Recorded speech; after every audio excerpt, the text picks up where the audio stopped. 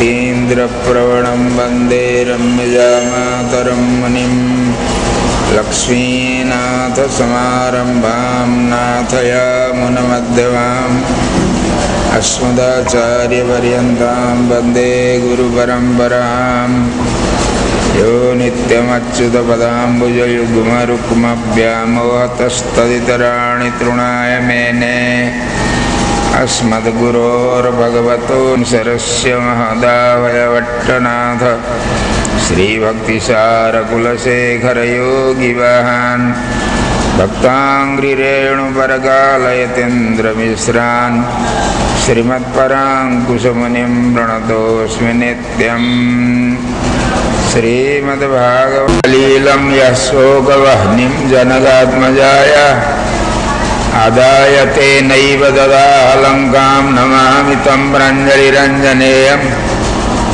अञ्जनेयमतिपाटलाननं काञ्चनाद्रिकमनीयविग्रहं पारिजाततरुमूलवासिनं भावयामि पवमाननन्दनम् आपदामपहर्तारं दातारं सर्वसम्पदां लोकाभिरामं श्रीरामं भूयो भूयो नमाम्यहं ज्ञानानन्दमयं देवं निर्मलस्फटिकाकृतिम् आधारं सर्वविद्यानां हयग्रीवमुपास्महे।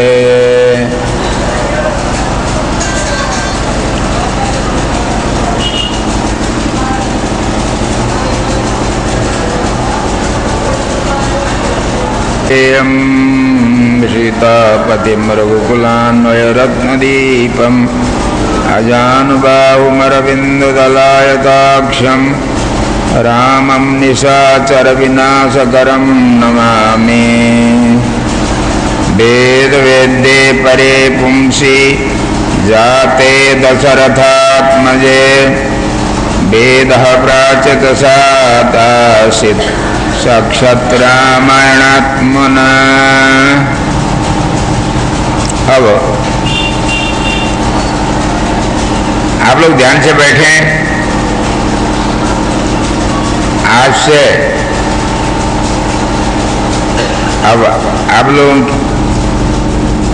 के इच्छा अनुसार भगवान की कृपा होने पर 9 दिन तक इसी टाइम पर भगवान रघुनाथ जी का गुणगान करते हैं हम लोग वाल्मीकि रामायण के आधार पर।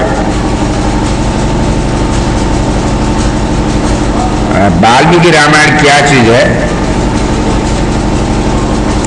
इसमें विषय क्या है, प्रयोजन क्या है, संबंध तो सभी जानते ही हैं। अधिकारी कौन है, इसके साथ रामायण की कथा के आधार पर उस कथा में क्या क्या विषय है वो बताएंगे। मूल रामायण के आगे द्वितीय सर्ग कहिए या प्रथम सर्ग, उसमें जैसे आप लोगों ने भागवत में सुना है तत्कथा सुध वेदात श्लोके श्लोके पदे पदे, उसी प्रकार यहाँ वेद वेद्ये परे पुंसी। क्यों बोल रहे हैं आज खूब, नहीं बोल रहे हैं क्या, अलग कर रहे।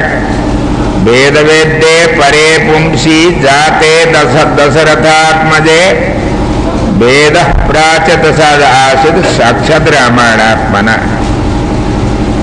देखिए सभी विषय का परस्पर संबंध होता है। यदि एक विषय हम ठीक से जान लेते हैं तो सभी में प्रवेश होने के लिए कठिनाई नहीं पड़ती है। शास्त्र 5 प्रकार के होते हैं, मैंने बताया बार बार 5 प्रकार के शास्त्र होते हैं। 5 प्रकार के शास्त्रों में प्रथम शास्त्र का नाम, शास्त्र माने शासन करने वाला, शिक्षा देने वाला ये शास्त्र क्यों है? जैसे उदाहरण पहले मैं उदाहरण बताता हूं। एक किसी का लड़का है, पुत्र है, उसको अच्छा बनाने के लिए पिताजी प्रयास करते हैं। वो पिताजी से कुछ दूर भी जाके बैठा है, कहीं रखते हैं। पहले उम्र में कोई भी किसी को भी अध्ययन करना चाहिए। देखिए इस लोक को क्या फायदा होता है इन कथाओं से, और परलोक में क्या फायदा होता है, ये आप ध्यान से सुनते जाइए। प्रथमे वयसि नाधीतम द्वितीये नार्जितम धनम तृतीये न तपस्तप्तम चतुर्थे किम करिष्यति। प्रथमे वयसि नाधीतम, पहली अवस्था में, प्रथम अवस्था, द्वितीय अवस्था, तृतीय अवस्था, चतुर्थ अवस्था शरीर के होते हैं। पहला अवस्था तो 25 वर्ष तक की है, प्रथम अवस्था। दूसरी अवस्था 50 वर्ष तक, तीसरी अवस्था 75 तक, चौथी अवस्था उससे आगे 100 वर्ष तक। अपने आयु को वेद पुरुष कहते हैं शतायुर्वै पुरुषः। पुरुष माने संसार में मनुष्य का शरीर लेकर के कोई मनुष्य यहाँ पैदा होते हैं, उनकी आयु 100 वर्ष की होते हैं। वेदों ने बताया शतायुर्वै पुरुषः, 100 वर्ष की आयु लेके पुरुष आता है। परंतु कोई जल्दी गर्भ में मर जाते हैं, कुछ कुछ देर वो आयु कट जाती है, पाप से भी कट जाती है, कहीं पुण्य से भी कट जाती है। तो इसी कथा बार बार आप लोग सुनते हैं, जानते भी हैं। तो ये वयसि नाधीतम द्वितीये नार्जितम धनम, दूसरी जो अवस्था उसमें जो धन नहीं कमाता है, प्रथम अवस्था में अध्ययन जो नहीं करता है, द्वितीय अवस्था में जो धन नहीं कमाता है, तृतीय न तपस्तप्तम, तृतीय अवस्था में, तीसरी अवस्था में जिसने तप नहीं किया, तपस्या नहीं की, वो चतुर्थे किम करिष्यति, चौथी अवस्था में क्या करेगा? कुछ नहीं करेगा, कुछ नहीं कर सकता है वो। इसलिए प्रथम अवस्था से तृतीय अवस्था तक अपनी अपनी अवस्था के अनुसार प्रयत्न करना चाहिए। पिताजी पुत्र को अध्ययन करने के लिए भेजते हैं। पुत्र ठीक है, अच्छा है, वो पढ़ता है लिखता है तो कोई बात नहीं है, परंतु पुत्र पिता के आज्ञा अनुसार स्वाध्याय नहीं कर रहा तो इनके पिताजी को गुरुजी बताते हैं पढ़ाने वाले, आपका लड़का नहीं पढ़ता है ठीक से। तो पिताजी को पता लगता है, तो फिर यहां से समाचार भेजते हैं, चिट्ठी भेजते हैं उसको शिक्षित बनाने के लिए। नहीं पढ़ोगे तो ऐसा अनर्थ होगा, पढ़ोगे तो ऐसा लाभ होगा, ये सब बताते हैं। उससे होगा तो ठीक है, कोई बात नहीं है। उससे भी नहीं होगा तो क्या करते हैं, उस अपने पास में वो जहां रहता है वहां स्वयं पधारते हैं। पिताजी जाते हैं, जाकर के पिताजी क्या करते हैं, अब दूसरे के द्वारा बताते भी नहीं, स्वयं भी नहीं बताएंगे, करके दिखाते हैं। जो कोई नहीं करता है, खाली बताता है, उसका उपदेश का असर कुछ भी नहीं होता है। उपदेश देने के लिए पहले क्या चाहिए? पहले स्वयं अध्ययन करना, स्वयं जान लेना, उसके बाद विषय, किस विषय का मैंने अध्ययन किया उसको समझ लेना, समझने के बाद खुद स्वयं आचरण करना, उसके बाद दूसरे को बताना। ये क्रम है। तो क्रमशः अधीति बोधा चरण प्रचारण ही दशा चतस्र प्रणयन उपाधि भी, ये अध्ययन करना, समझ लेना, स्वयं आचरण करना, उसके बाद बताना, ये तो क्रम है। इसी क्रम से अब आप आचरण करते हैं। जहां पुत्र, मैं दृष्टांत बता रहा हूं, ध्यान से सुनना, कहीं भी दृष्टांत के बिना मैं कथा नहीं बताता हूं। तो पिता स्वयं पुत्र जहां है वहां जाते हैं तो स्वयं करके दिखाते हैं क्या करना है। स्वयं अध्ययन करना हो, आचरण करना हो, अर्थसंहिता में ध्यान देना हो, जो कुछ भी हो करके दिखाते हैं। और करके दिखाने पर भी नहीं होगा तो उसके लिए क्या करते हैं? दंड देते हैं। दंड माने त्रिदंड नहीं, सन्यासी बनाना नहीं, उसको और जिस दंड देने पर वो रास्ता में आता है वो प्रयास करेंगे। दंड भी काम नहीं करेगा तो छोड़ देंगे फिर, बिल्कुल सर्वथा सदा के लिए। जैसे पिताजी पुत्र को परदेश में रख करके, उसी प्रकार हमारे पिताजी कौन है? त्वमेव माता च पिता त्वमेव। भगवान ही माता, भगवान ही पिता, अथवा लक्ष्मी माता और भगवान श्रीमन नारायण पिता हैं। ये भी क्या करते हैं? हम लोगों को मनुष्य का शरीर देकर संसार में रखते हैं भगवान अपनी निर्हेतु कृपा से। निर्हेतु कृपा का मतलब क्या होता है? स्वयं कृपा करना। हम लोग कुछ भी नहीं करते हैं, वो भगवान अपने आप कृपा करते हैं।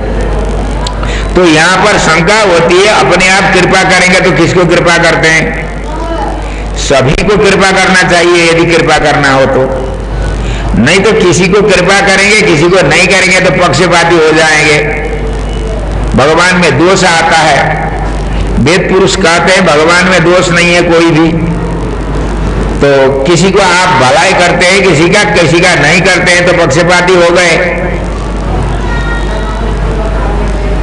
आपका कोई पराय कोई अपना नहीं है, सभी बराबर हैं। तो या कृपा करोगे तो सबको कृपा करना है, निर्हेतु कृपा। यदि नहीं करना है तो किसी को नहीं करना। तो निर्हेतु कृपा का अर्थ क्या होता है? कुछ बहाना बनाते हैं भगवान। हमारे पास हमने किया हुआ पुण्य कुछ भी नहीं है। जैसे माँ के पेट में गर्भ में बच्चा बैठता है, जब तक गर्भ में रहता है तब तक माँ का उपकार कुछ भी नहीं करता है। वो भले ही लात मारता है, माँ को कष्ट देता है, परंतु पैदा होते ही माँ क्या करती है? उस बच्चे की तरफ से कोई सेवा नहीं चाहती है। वो मेरा समझ करके, मेरा बच्चा समझ करके पैदा होते ही उनको किस अवस्था में कौन सी सेवा करनी है वो माता खुद जानती है, उसकी सेवा करके बड़ा बनाती है। जिस प्रकार अपना संबंध मात्र समझ करके, उसी प्रकार भगवान के गर्भ में हम लोग हैं। गर्भभूता तपोधन रामायण का श्लोक है। भगवान के गर्भ में हम लोग भी हैं। भगवान ब्रह्मांडोदरवर्ती है, ब्रह्मांड के भीतर भी है, बाहर भी है। हमारे बाहर भी हैं, हमारे भीतर भी हैं भगवान। हाँ, भगवान के गर्भ में हम लोग हैं। तो भगवान के साथ हमारा क्या है संबंध? अयन संबंध है। आप लोग जानते होंगे अयन संबंध। अयन संबंध माने माता पिता का संबंध जैसे पुत्र के साथ रहता है, वैसे ही हमारा संबंध भगवान के साथ रहता है। अयन किसको कहते हैं? अयन संबंध माने भगवत संबंध। जीव और ब्रह्म का अनादिकाल से संबंध है। जैसे माँ का और बच्चे का संबंध पैदा होते ही, जब से पैदा हुआ तभी से है, गर्भ में आने से ही है। उसी प्रकार अनादिकाल से भगवान का और हमारा संबंध है। अनादिकाल से सदा सर्वदा गर्भ में रहते हुए या महाप्रलय में या सृष्टि के समय में या किसी भी अवस्था में भगवान का और हमारा संबंध है, उसको कहते हैं अयन संबंध। इसी संबंध को देख करके भगवान क्या करते हैं, संसार में आए हुए हम लोगों को निर्हेतु कृपा का मतलब अपने तरफ से, अब श्रुतियां कहती है किसी को पक्षपात नहीं करो, पक्षपात करेंगे तो फिर ब्रह्मा को पीछे से प्रणाम करना पड़ेगा। तो भगवान क्या करते हैं, बहाना बनाते हैं, अज्ञात सुकृत का बहाना बनाते हैं। अज्ञात सुकृत माने हम लोग जैसे जिस पुण्य को नहीं जानते हैं वो पुण्य भगवान बना देते हैं हमारे लिए। मनुष्य के शरीर प्राप्त करने के लिए क्या चाहिए, वो पुण्य, कौन सा पुण्य चाहिए, उस पुण्य को भगवान अपने तरफ से बनाते हैं। पाप और पुण्य बराबर होने जब होते हैं तब मनुष्य का शरीर मिलता है। पाप ज्यादा होते हैं नारक की योनि मिलती है, पुण्य ज्यादा होता है देवताओं का शरीर मिलता है। तो पाप और पुण्य बराबर होने के लिए पुण्य भी चाहिए। तो उस पुण्य को जिसके सहारे मनुष्य का शरीर देना पड़ता है भगवान को, जिसके आधार पर वो पुण्य भगवान अपने तरफ से बनाते हैं, उसको कहते हैं अज्ञात सुकृत। अज्ञात सुकृत अपना संबंध है पुत्र के साथ पिता का, इसलिए अपने तरफ से स्वयं दया करना चाहते हैं परंतु किसी को जवाब देना होता है। पक्षपाती कहेंगे वैषम्य नैर्घण्य न सापेक्षत्वात्, ब्रह्मसूत्र आदि शास्त्र हैं, तो इसलिए उनको उत्तर देने के लिए, जवाब देने के लिए भगवान क्या करते हैं, अज्ञात सुकृत, अज्ञात माने चेतन जिसको नहीं जानता है, वो पुण्य भगवान बनाते हैं। चेतन पाप करता ही रहता है बार बार, परंतु अपने स्वार्थ के लिए कुछ अच्छा काम करता है। क्या करता है, उस पार जाना है पुल बनाता है, अपने उस पार कोई खेती है, कोई अपना काम है, वहां जाने के लिए पुल बनाता है, दूसरे को वहां से चलना नहीं देता है, आना जाना नहीं देता है, परंतु अपने लिए बनाता है।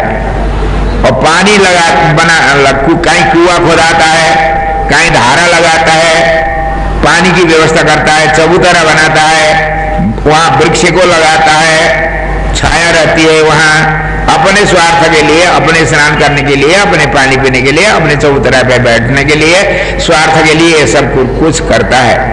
परंतु उसी स्थान पर यह व्यक्ति जब नहीं जानता है, उस अवस्था में कोई संत आते हैं, भगवान के भक्त आते हैं, कोई भी आते हैं, उस धारा पर पानी पीते हैं, उन छायाओं में बैठते हैं, उस पुल से इधर आते हैं उधर जाते हैं, तो ऐसे ऐसे पुण्य हो जाते हैं।